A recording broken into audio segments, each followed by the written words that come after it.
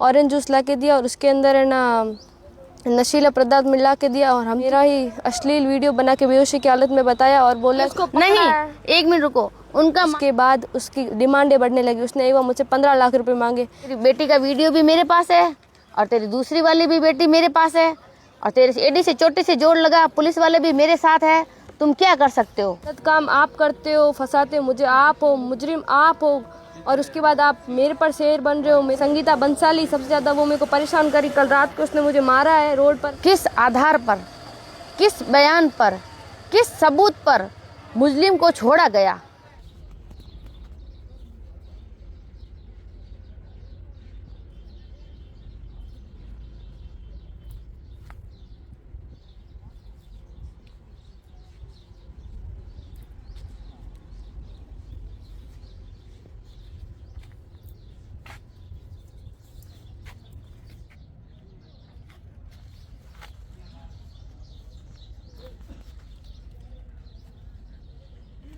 Physics के हमारे teacher थे संजय जैन बंसाली। उन्होंने मेरे पिताजी को बोला कि ये फिज़िक्स में कमज़ोर है, तो इस कारण हम मेरे ननियाल में ही वो रहते थे, तो ननियाल कल्याणपुरा मार्ग नंबर 3 पर उनका मकान था। वहाँ पर उन्होंने मुझे ट्यूशन के लिए बुलाया। मैं वहाँ पर गई और उन्होंने मतलब एक दिन मेरे को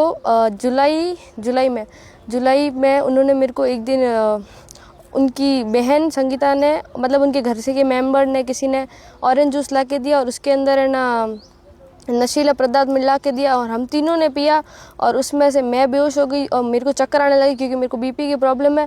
उसके बाद संजय बंसाली ने मुझे बोला कि तू यहाँ बैठ जा सोफ़े के ऊपर, मैं तेरे को थोड़ी देर में उठा दूँगा। मेरी आँख 2.5-3 घंटों बाद खुली। तब उन्होंने मेरे को बोला कि छुट्टी हो गई, अब तू सोती गई। तो मैंने कुछ बोला नहीं। तो उसके बाद मैं घर चली गई। घर जाने के बाद मुझे कुछ असाधारण सा महसूस हुआ, पर मैंने किसी को बोला नहीं। मैं ट्यूशन नहीं गई। फिर मैं 7 दिन तक ट्यूशन गई तो उन्होंने मुझे कुछ नहीं बोला और 7वें दिन उन्होंने मुझे बोला कि तुझे एक चीज़ बताता हूँ। और उन्होंने मुझे मेरा ही अश्लील वीडियो बना के बेहोशी की हालत में बताया और बोला कि मैं तेरे माँ बाप की इज्जत खाक कर दूंगा, तो स्कूल में किसी को चेहरा बताने लायक नहीं बचेगी, मैं तेरे पूरी ज़िंदगी ख़राब कर दूंगा, तेरे किसी से शादी नहीं होगी, ऐसे वैसे करके मुझे बोला जो मैं बोलता हूँ वो करती जा। उन्होंने मेरे साथ गलत काम अपने घर पे किया 1-2 बार और उसके बाद वो मेरे घर पे आने लगा और मेरे घर पे आने के बाद उसने मेरे साथ 3-4 बार गलत काम किया और उसके बाद उसकी डिमांडें बढ़ने लगी। उसने एक बार मुझसे 15 लाख रुपए मांगे जो मेरे पास नहीं थे, क्योंकि मेरे पास पैसे नहीं थे। तो उसने मुझे बोला कि तेरी मम्मी के गहने दे, तो मैंने मेरी मम्मी के पहले एक बार गहने दिए, उसकी फिर डिमांड और बढ़ने लगी, फिर मैंने उसको और गहने दिए। ऐसे करते करते उसने मेरे को ब्लैकमेल करता गया और उसके बाद उसके बाद ये बात मेरे घर पर किसी फंक्शन होने के कारण मेरे माताजी को पता चल गया। उसके बाद पिताजी को, फिर वो और माता पिता कुछ लोगों को लेकर समझाइश के लिए गए। तब उन्होंने अपनी गलती मानी और बोला कि मैं गहने वापस दे दूंगा और आपकी वीडियो डिलीट कर दूंगा। पर उसके बाद उन्होंने मुझसे पे वापस दबाव डाला और ना वीडियो डिलीट किया और ना उन्होंने गहने वापस दिए। और उसके बाद हमने उसके ऊपर मुकदमा किया पोक्सो का, तो उस मुकदमे को 1.5 महीना हो गया है। और उसके बाद पुलिस वाले बोल रहे हैं कि हम उसको आज लाएंगे, हम लाएंगे, जबकि हमारे घर वालों ने, बहुत लोगों ने उसको देखा। उन्होंने भी हमें बोला कि यहाँ पर है, हमने पुलिस वालों को बोला यहाँ पर है, उन्होंने बोला हम हमारी टीम भेज रहे ना, उन्होंने अपनी टीम भेजी। उसके बाद मेरी माताजी को एक दिन पता चला वो यहाँ पे, मेरी माताजी ने पुलिस वालों को बोला कि वो यहाँ पर है, आप आओ। तो वो वहाँ पर आए, पुलिस वाले उनको लेके गए। कल पुलिस वाले आए और उनको लेके गए और पूरे दिन उन्हें एसी के अंदर बैठाया, मुजरिम को एसी के अंदर बैठा और मेरी माताजी और ये रोड पर बैठे रहे। और उसके बाद हमें बोला कि आप अब जाओ, और जब हम वहाँ से चले गए तब रात को उन्हें भगा दिया। तो बात ये है कि पकड़ने के बाद कैसे भगा दिया, जब उसको पकड़ के लाए हो आपने बोला कि मैं उसको रिको जेल में लेके जा रहा हूँ, तो आप उसको जोधपुर हाई कोर्ट के लिए कैसे भेज दिया? पुलिस प्रशासन मतलब इसमें पूरी उनके साथ है और वो खुद ही मतलब दबे हुए हैं पैसों में या पता नहीं किस चीज़ में है, वो बस पावर के पीछे दबे हुए और इस हिसाब से वो हमारे साथ अन्याय कर रहे हैं और जो पैसे वाला है उसके बस फ़ायदे करते जा रहे हैं। मामला तो 2 साल हो गए हैं, 2-2.5 साल हो गए हैं, लेकिन मुझे बहुत दिन के बाद पता चला। जब हाथ से चीज़ें निकल चुकी थी तब पता चला, तब हाथ से चीज़ निकलने लगी, तब मैंने पुलिस का सहारा लेना समझा। पुलिस वालों से मैंने मैंने ये मुकदमा दर्ज मतलब वकील के पास गए, लिखा पढ़ी करवाई, फिर हम पुलिस वालों के पास गए। 9 दिन तक दिन में 2 बार या 3 बार, सुबह लेंगे शाम लेंगे, सुबह लेंगे शाम लेंगे, 9 दिन तक। रात को 10:30 बजे, 10वें दिन रात को 10:30 बजे मेरा मुकदमा दर्ज होता है। मेरे को मुकदमा दर्ज कर लेते हैं। मैंने कहा ठीक है। हम गए, हमारा मुकदमा दर्ज किया। फिर बोला आप बहुत सही हो, आप टेंशन मत लो, मैं किसी के साथ अन्याय नहीं करूँगा, आपके साथ नहीं करूँगा, आप अब चले जाओ। फिर है ना 15 तारीख को बोला बच्ची का बयान है, मतलब 13 तारीख को बच्ची का करवाया, मेडिकल करवाया, और 15 तारीख को इन्होंने बोला बयान है को मुकदमा। लेकिन जज साहिबा हाजिर नहीं थी। जज साहिबा हाजिर हुई 16 तारीख को। 16 तारीख को हम सुबह 8 बजे यहाँ आ जाते हैं। उनका कांस्टेबल आता है, इंग्लिश दान देता। उन्होंने हमें कॉल किया, आप कहाँ हो? हमने कहा हम यहाँ आ जाओ। तो हमने वहाँ बयान दिए और हम घर चले गए। फिर मैंने 2-3 दिन हो गए, फिर देवी सिंह जी ढाका को कॉल करती थी मैं, सर क्या हुआ, कब पकड़ोगे? फिर कि हाँ हम भेज रहे हैं, हम कर रहे हैं, हम भेज रहे हैं, हम कर रहे, हम भेज देंगे, हम कर देंगे। सर मेरे से समझाइश करते, टेंशन मतलब हम सही करेंगे, गलत नहीं करेंगे। मैंने कहा ठीक है। मैंने उनकी बात करने का तरीका अच्छा था, इसीलिए मैं उनसे प्रभावित होकर मैंने सोचा वो अच्छे के साथ अच्छा ही करेंगे, गलत नहीं करेंगे।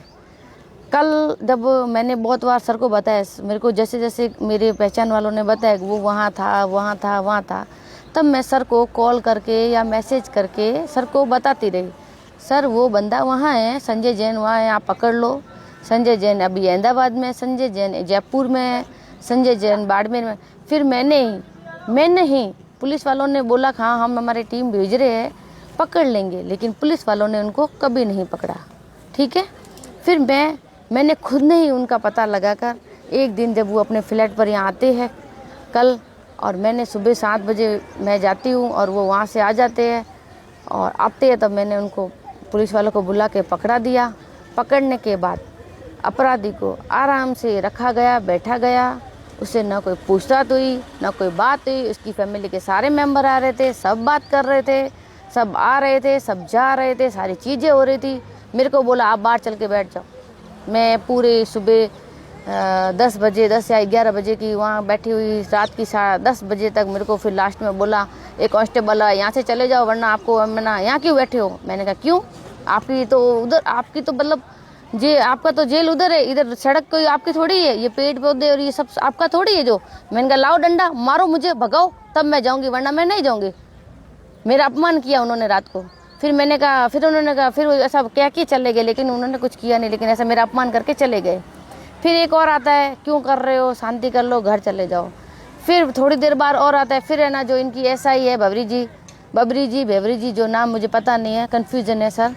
फिर उन्होंने वो आते मुझे बोले चलो एक बार हम आपकी बात करवाते, बात करवाई करे। वो बोले माने अब आप ऐसा करोगे, आप चले जाओ घर पे, आप टेंशन मत लो, हम सही काम करेंगे, इसको नहीं जाने देंगे। मेरे को बोला इसको रीको थाने लेके जा रहे, उसको लड़की जो साथ में थी इसकी वाइफ संजय जैन की, उसको बोले परसों सके, लेकिन ना तो लड़की को उधर भेजा और ना उसको भेजा। रात को 12:30 बजे मेरी किसी पहचान वाले का कॉल आता है, पचपदरा होटल पर वो खाना खा रहे थे। मेरे को कॉल आता है कि दीदी आपकी मतलब ये आपने तो इनको पकड़ा दिया और ये इधर क्या कर रहे हैं? मैंने कहा क्यों? तो कि इनको तो छोड़ दिया, ये तो आराम से खाना खा रहे हैं और सुबह हाईकोर्ट में पेश हो जाएंगे। किस आधार पर, किस बयान पर, किस सबूत पर मुस्लिम को छोड़ा गया?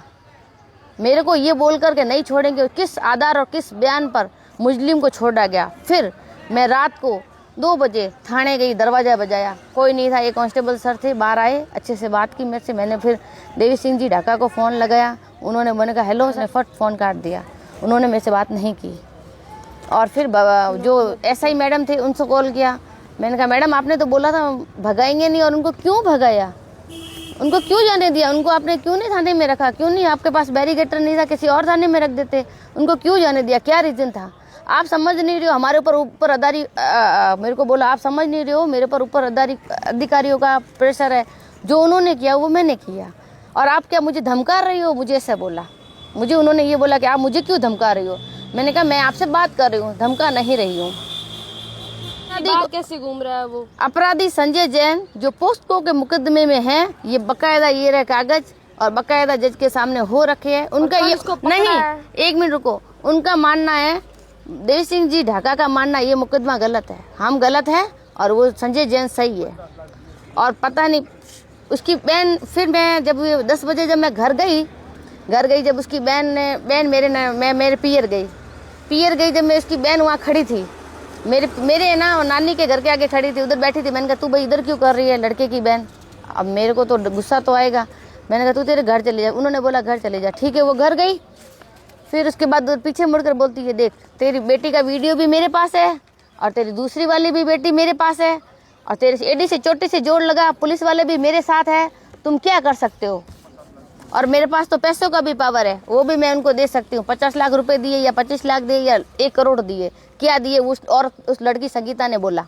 फिर उसका बाप आया, मुझे गुस्सा आया सामने से। फिर उसने बोला तुम क्या करोगे, तुम्हारी औकात नहीं है, मेरे को बोला। फिर हमारी छीना झपटी हुई, उन्होंने मेरे कपड़े फाड़े, उसके बाप ने, पिताजी ने मेरी इज्जत लूटने की कोशिश की, मेरे कपड़े फाड़े, मेरी बेटी का टी-शर्ट। और ये मेरी बेटी के देखो हाथों पर नखूनों के निशान, ये देखो नखूनों के निशान। और मुझे ये बोला आप जितना नाटक करोगे, जितने आप करोगे, हम वीडियो वायरल करेंगे, मेरी बेटी का वीडियो वायरल कर देंगे। और उनके साथ बहुत सारे लोग हैं, 10-15 लोग हैं जो उनका साथ दे रहे हैं। पवन जी धारीवाल आज उधर सिटी कोतवाली आकर मुझे बोला अगर आपने मुकदमा नहीं दिया तो मैं आपके ऊपर और मुकदमा कर दूंगा।